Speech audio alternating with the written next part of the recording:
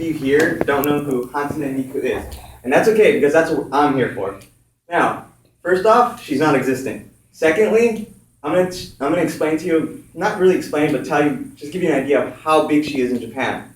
Now, as said in an article and on toplessrobot.com called 10 Weird But True Facts About Hatsune Miku, made in August 14, 2013 by Brian Hansen, her image can be found everywhere around Japan. She can be found on Domino's pizza boxes, Google, Yamaha products, and even the Japanese public transportation. Now, that's 2013. And of course, her popularity has grown ever since, and it has came here into the US, where recently, just last month, she performed on the David Letterman show. Now, you may have seen her and you guys didn't notice, or maybe even heard her and you guys didn't notice. So why I speak here before you today is because I have actually done my research on her. I have been listening to her since my second year of high school, and I wanted to figure out what she is because obviously she's non-existent, so obviously I want to know how she came to be. So with that in mind, I am going to talk to you guys about how she has created this realism to herself that probably is attracting so much success to her. Then I would like to go into how she has influenced today's pop culture, and then afterwards, that's about it. So first, I will start off with brief history about her, so you guys can understand where she came from. Then I'll go into the realism she has created, and then her influences. So brief history. All the way in the land of rising sun, or Japan, over in the Yamaha Corporation HQ, they had a vision, as said on the Vocaloid website run by Yamaha, that their vision was to create a melody and vocal synthesizer that can be used like an instrument to create works of art.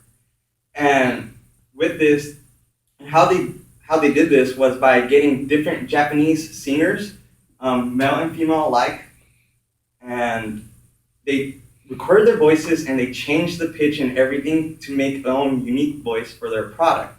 And then with that, they created different characters for each voice. Hatsune, which is the one you see sleeping, she came in during Vocaloid 2. And it is believed that because of how the way she's dressed and the voice she was given is what attracted so much success to Vocaloid 2 and other ones. So far, there's only been 3 Vocaloids, plus different variations, including English variation.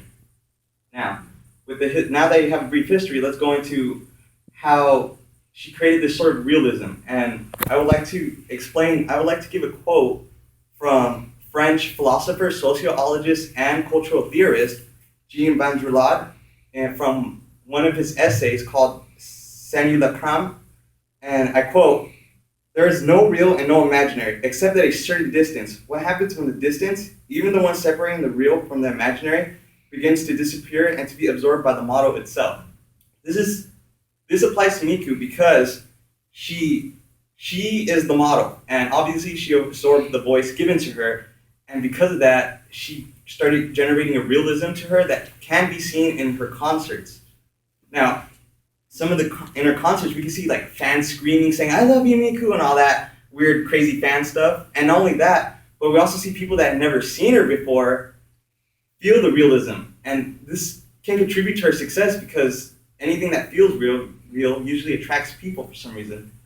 And this is how Miku has created an illusion and broke the lines of reality and imaginary by somehow being a non-existent thing and becoming real in itself. And this is the success. This can be what brings her success. Now, with that in mind, let's go in now with how she is real. Now you have understanding of the realism about her. Let's go into how she developed this culture, influences pop culture. Now, the way she influences pop culture, again, as said on the Vocaloid website, they wanted the synthesizers to be used like an instrument. So the way they did this was not the way they did this, but what this influences is people to be creative, to be expressive of their emotions. And this is what she's influencing in pop culture, is because we can see this in one of her songs called "The World Is Mine." It talks about this girl that wishes that talks about this guy that should know everything about her, from her haircut to new shoes that she got. But if you listen to the song closely, it's actually about how she wishes that this guy would notice her and all the little things about her because she is seen unnoticed by him. And this is what they're influencing, is to be creative through music by using this product that if you have the money, anyone can buy. And they want you to be expressive and to don't be afraid to be who you are. And that's what they're influencing in today. That's what they're influencing in pop culture. And not only that, as you can see by the way she dresses and everything, people are developing styles similar to that one. I'm not talking about cosplayers. I'm talking about like people in Japan and even here in America, developing similar styles or the style itself, wearing it in everyday uses. Now, with all that said, let's review. Today, I gave you a brief history about how she came to be and all that, and then I went into how she created this sort of realism for herself, and then after that, I went into how she influences pop culture today. And if you're not listening to her today, maybe, just maybe in the future, you'll be listening to her on the radio or just on the internet.